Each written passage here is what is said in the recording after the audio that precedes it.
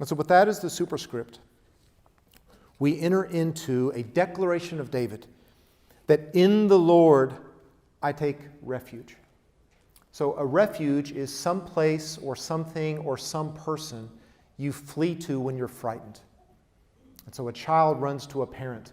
A student looks for a teacher.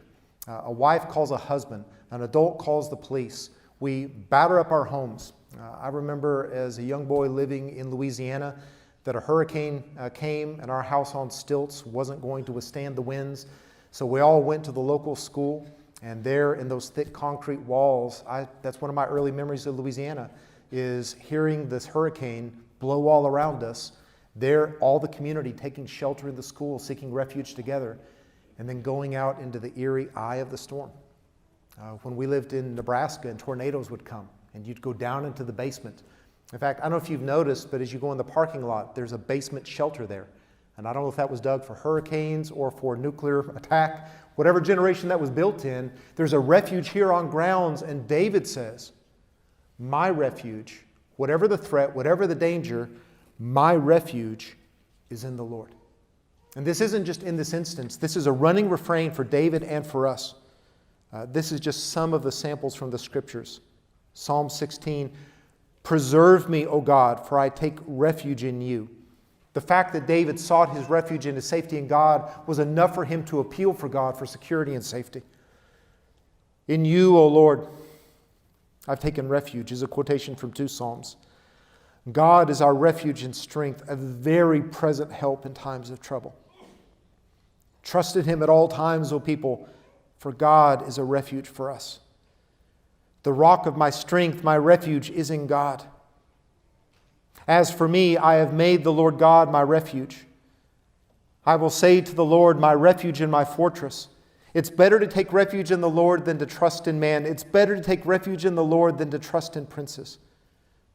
And my eyes are towards you, O God, the Lord. In you I take refuge. And that last verse gives us an idea of the sense of when things threaten, when danger is around me, where do my eyes turn? Where do my eyes dart? Where do I look to for someone big and strong and close to be able to protect me? And David, before danger ever beset him, had already committed himself, the Lord is my refuge. And whatever danger comes, he is the one that I will look to in times of threat. Now, this didn't mean that David didn't take other precautions, that there weren't walled cities and fortifications and sharpened swords and hammered shields and ready armor and soldiers trained for battle. But we know that the watchman watches in vain unless the Lord guards the city. So we take precautions, we prepare, but ultimately we know our hope is in the Lord. And the Lord is not just a synonym for God. The Lord is God's name. The Lord is Yahweh. This is the one who revealed himself to Moses in the burning bush. This is the creator of the heavens and the earth. This is the one who rescued Noah from the flood. This is the one who called Abram out of Ur of Chaldees.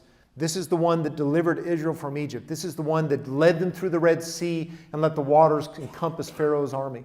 This is the one that provided food and water for his people in the desert, who protected them from the Amalekites, who delivered them from their enemies, who time and again was their stay and their fortress and their field and the shield and the refuge. So to say the name, the Lord is my refuge, is to bring back a whole history of times of God's fidelity and faithfulness, that even when we're unfaithful, God won't deny himself, that he's always faithful and true.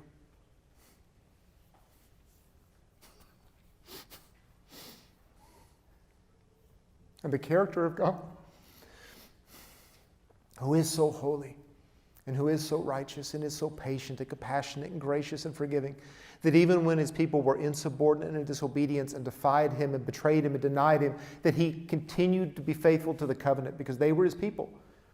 And he continued to deliver them and rescue them time and again, even when they weren't worthy.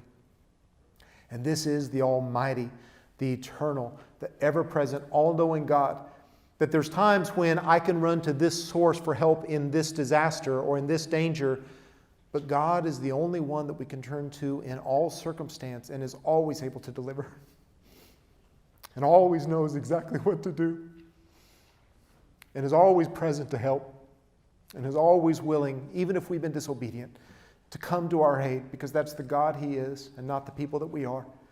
And so to say the name the Lord is a beautiful reminder of the character and the greatness and the goodness of our God, that we can make our refuge. And also to remind us, though, that having God as our refuge doesn't exempt us from trials and doesn't make us impervious to pain and doesn't mean that we're not going to suffer in this life, but that we trust in him to grant us perseverance and endurance and protection and deliverance until his purposes for us are accomplished.